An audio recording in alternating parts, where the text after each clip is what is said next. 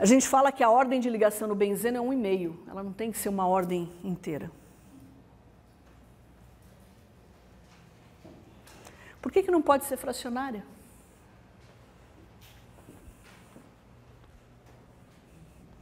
No carbonato, se eu tivesse essa dupla pulando, eu deveria ter ligações carbono-oxigênio simples e carbono-oxigênio dupla. E eu deveria ser capaz de ver essas diferenças em distância de ligação. E eu não vejo, eu só tenho uma distância de ligação. Oi? Yes! Você consegue imaginar qual que seria? Aqui no benzeno é 1,5.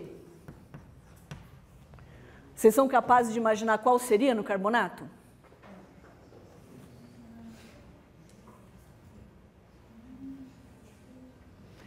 Eu vou dar uma dica, olha. Como é que eu chego nesse número 1,5? Você faz a média. Sei lá. Faz assim, ó. Suponha, vamos pegar o CO2. Carbono, duplo oxigênio, certo? Então, quantos pares carbono-oxigênio eu tenho no CO2? Quantas ligações CO eu tenho no CO2? 2.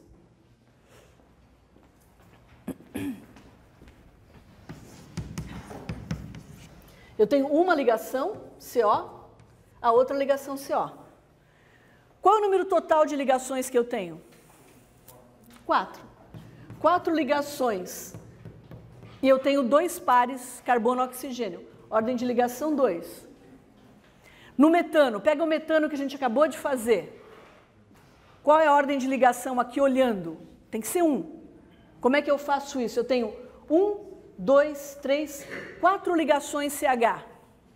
Quantas ligações eu tenho entre essas 4 ligações? 1, 2, 3, 4.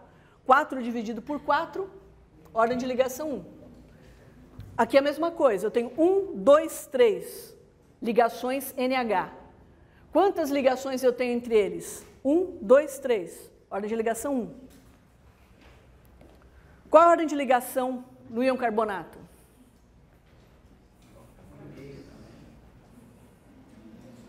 Acho que não. Quantas ligações CO eu tenho no carbonato? 3. 1, 2, 3. Quantas ligações eu tenho no total entre esses átomos? 4. 1, 2, 3, 4. 1, 2, 3, 4. 1, 2, 3, 4. Então, é 4 ligações distribuídos entre 3 pares, né? Carbono-oxigênio. 1,33. No benzeno, pega desse jeito aqui, qualquer uma das estruturas. Eu tenho 1, 2, 3, 4, 5, 6 ligações carbono-carbono. Qual é o número total de ligações? 1, 2, 3, 4, 5, 6, 7, 8, 9. 9 dividido por 6, 1,5. Tá claro? A ordem de ligação é um número extremamente importante que indica para a gente a força da ligação. Tá certo? Quanto maior a ordem da ligação, mais forte a ligação é.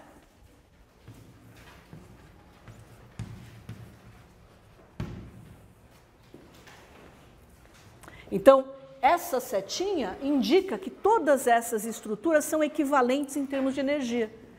Então, não tem sentido a gente ficar pensando em elétron pulando. A melhor descrição dessas espécies é aquela na qual esses elétrons estão igualmente distribuídos por todos esses átomos. Para a gente terminar a aula de hoje, eu vou mostrar um site que eu gostaria muito que vocês visitassem, mas eu só vou antecipar dizendo que para o VSEPR, a ligação dupla e a ligação simples são equivalentes. O VSEPR ele não vê a ordem da ligação, ele enxerga tudo como se fosse ligação simples. Então, Então, partindo desse princípio, qual vocês acham que é a geometria do íon? Não, você faz o seguinte, cadê você? Você pensa, e quando eu terminar a apresentação ali, você... Eu abusei, não vou abusar de você. Hã? Meu Deus, eu quero 3 roxos. Você faz mais ou menos do mesmo tamanho? Isso aqui vai atrapalhar a gente. Esse site, vamos ver se hoje a gente tem aqui. Tem algumas espécies químicas que a gente não viu. Eu vou começar comparando metano, amônia e água, que foi o que a gente acabou de ver. Mas depois a gente vai começar pelo BF3 e pelo ozônio. Esse site, eu nunca decoro, porque eu tenho um nome enorme, mas se vocês colocarem MHHE, VSEPR e Simulation no Google, ele vai direcionar vocês para esse site.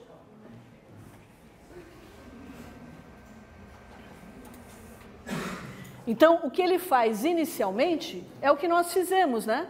Ele desenha as estruturas de Lewis. Então, por favor, não usem mais aquilo que vocês aprenderam no ensino médio, porque o que vocês aprenderam no ensino médio vai acabar trazendo ligação covalente dativa, que é totalmente fora do contexto, não tem sentido. Então, de posse das estruturas de Lewis, a gente tem 4 pares eletrônicos, né? Por isso que ele fala que é um arranjo tetraédrico. 4 pares eletrônicos sempre vão dar um arranjo tetraédrico. Só que vai fazer diferença se esses pares eletrônicos são isolados ou são compartilhados. Então, se os pares eletrônicos, né, fossem eles ligados ou isolados, se eles fossem iguais, o ângulo carbono-hidrogênio, carbono-hidrogênio-carbono, perdão, hidrogênio, carbono, hidrogênio, seria de 109 graus e meio. Nos 3 casos. Mas a gente sabe que não é, experimentalmente a gente sabe que não é. Então a molécula de metano, por exemplo, ela sim, ela tem uma geometria tetraédrica certinha. E eu tenho, como a gente viu aqui, só os 4 pares ligados, eu não tenho par isolado. Então, a geometria molecular é uma geometria tetraédrica. Então, a geometria molecular é a mesma geometria dos pares isolados, dos pares eletrônicos, perdão, com esse ângulo. Mas se eu for para amônia, o nitrogênio ele tem um par isolado. E, de novo, não me interessa o que acontece no periférico, é o isolado que interessa. E a geometria da amônia vai ser piramidal. É errado eu falar que é tetraédrico, porque não pode ser tetraédrico. Vai ser piramidal. Mas o ângulo hidrogênio, nitrogênio, hidrogênio é mais fechadinho do que o que eu tenho no metano. É perto de 107 graus. Por quê? Porque o par isolado que fica aqui, ele empurra para baixo os pares isolados, porque a repulsão é maior. Na água, eu tenho 2 pares isolados. A repulsão é maior ainda. A geometria molecular é dada só pelos átomos, né? O arranjo dos pares é tetraédrico, mas o arranjo molecular é uma molécula angular. E o ângulo é o mais fechado de todos. Isso aqui é experimental. Então, o VSEPR, ele prevê com bastante competência essas diferenças que existem entre moléculas que são isoeletrônicas, que têm o mesmo número de elétrons ou de pares eletrônicos para distribuir.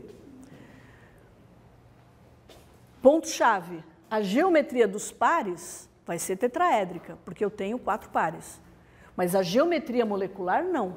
A geometria molecular vai ser determinada pelo número de pares isolados que eu tenho na história.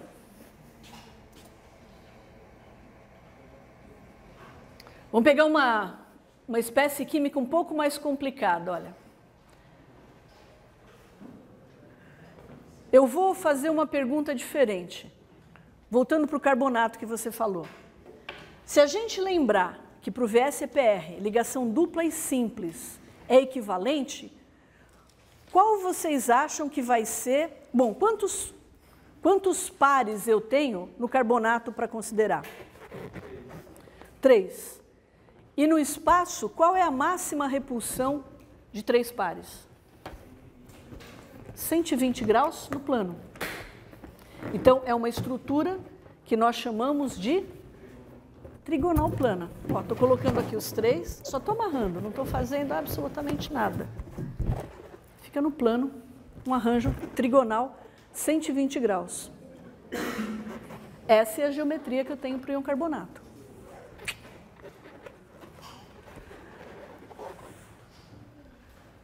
Tá certo? Mas a gente vai pegar agora umas estruturas um pouquinho mais complicadas. Por exemplo, todas essas substâncias aí são isoeletrônicas. Se vocês olharem, olha, 1, 2, 3, 4, 5, 6, 7, 8, 9, 10, 11, 12, 13, 14, 15, 16, 17, 18, 19, 20, 21, perdi a conta. São 5 cloros, cada cloro tem 8. 7 vezes 5, 35. 35 mais 5, 40. Todos eles vão ter o mesmo número de elétrons. Então, todos eles vão ter 1, 2, 3, 4, 5 pares. 1, 2, 3, 4, 5 pares. Aqui eu tenho um isolado. 1, 2, 3, 4, 5. 1, 2, 3, 4, 5. Todos eles têm 5 pares. Qual vocês acham que é o máximo de repulsão para 5 pares? O que é isso? Qual é essa geometria? Uma bipirâmide, eu tenho uma pirâmide em cima e uma pirâmide embaixo, uma bipirâmide trigonal, porque ela não tem a base quadrada, é uma bipirâmide de base trigonal. Tá certo? Mas será que todas aquelas substâncias ali têm essa geometria? Bom, essa é a repulsão, essa é a geometria dos pares, o que não quer dizer que seja geometria molecular. Então vamos ver. O PCl5, sim, né? Porque eu não tenho par isolado no fósforo. Então o PCl5, ele deve ter essa estrutura. O PCl5, ele deve ter essa estrutura de bipirâmide trigonal. Esse é o arranjo dos pares eletrônicos, e no PCl5 a gente deve ter esse arranjo. Então, nessa posição aqui, que a gente chama de posição axial, perdão, a gente chama de posição equatorial,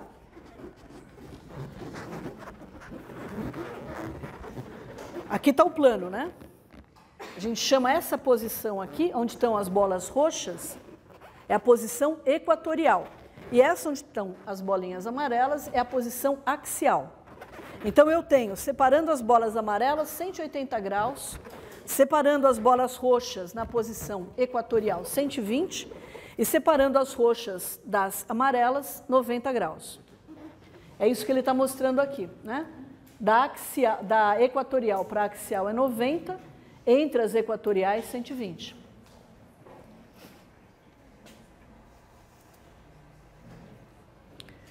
E o PCl5, como ele não tem par isolado, essa é a geometria dele, bipirâmide trigonal.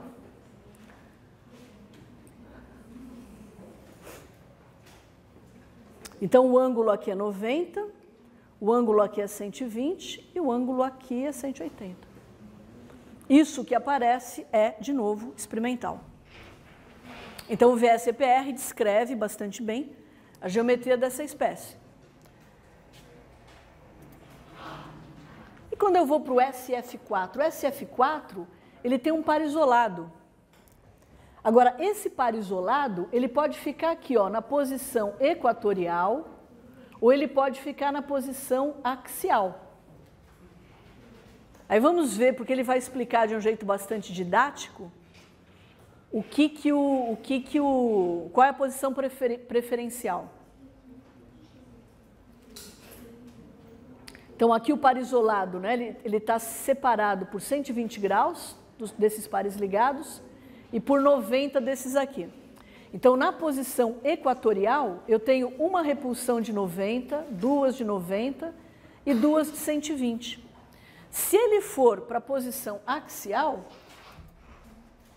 o que vai acontecer? Na posição axial, ele vai ter 3 de 90.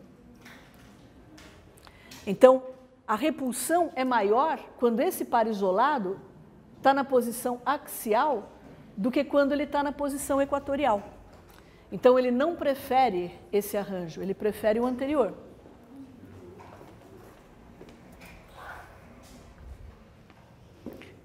E aí, quando eu vou ver a geometria molecular, eu esqueço esse par isolado, né?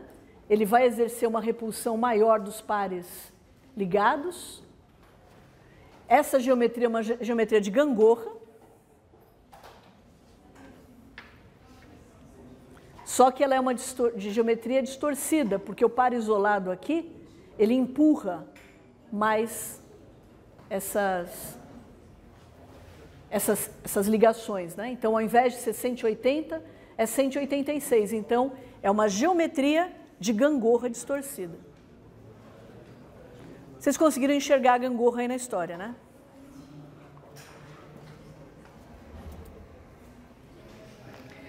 O que vai acontecer no ClF3 é a mesma coisa. Os pares isolados, eles preferem a posição equatorial. E essa é uma geometria em T. O ClF3 tem uma geometria em T. Como qualquer substância que tenha 3 pares ligados e 2 pares isolados, vai ter a mesma geometria. E, de novo, os pares isolados, eles empurram essas ligações, esses pares ligados, e o ângulo fica menor do que 90.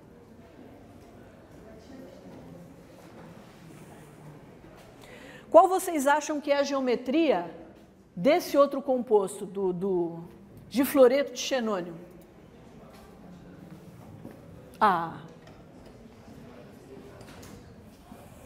Geometria linear.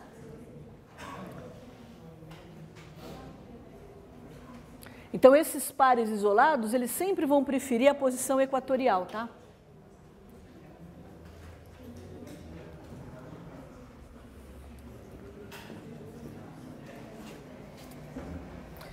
Só vou fazer a última. Diga.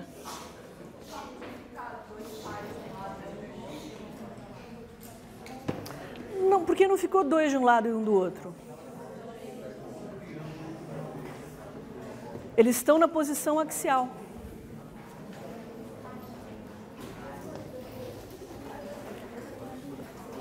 No caso do XeF2,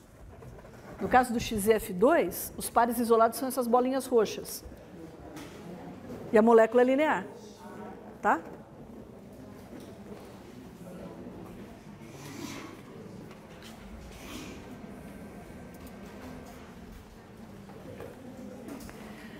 Outra série isoeletrônica para a gente, né? Nós vamos falar de novo no mesmo número de pares eletrônicos, né?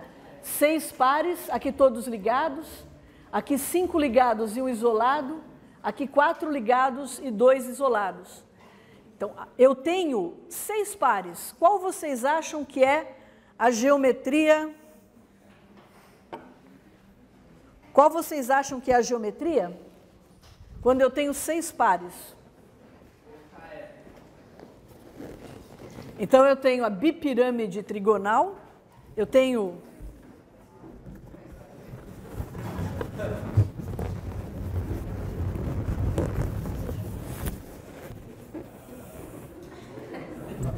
acabei de dissociar, moleque.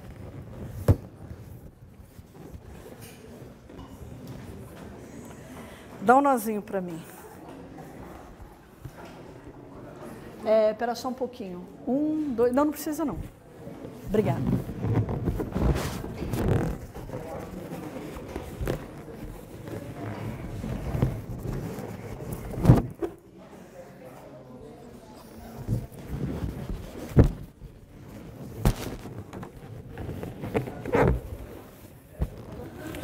Ó, lamento não poder usar mais a mesma sequência de cores, mas a geometria agora com 6 pares é uma geometria octaédrica. Isso aqui é um octaedro, 8 faces. Então eu tenho a parte central aqui é quadrada e eu tenho esse par. Então essa é a geometria que eu vou ter. Essa é a geometria que eu vou ter no SF6.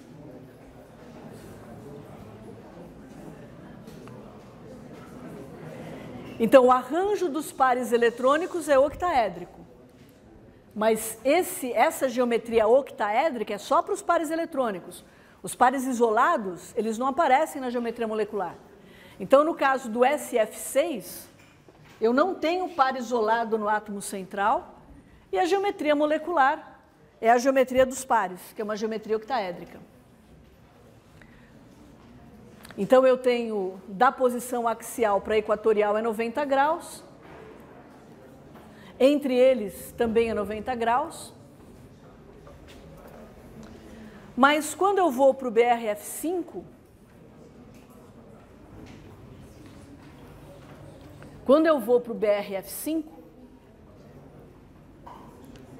eu tenho um par isolado.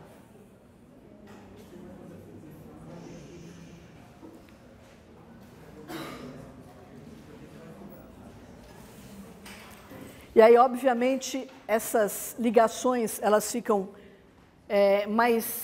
esse ângulo aqui, né, ele sai, essas ligações saem da planaridade.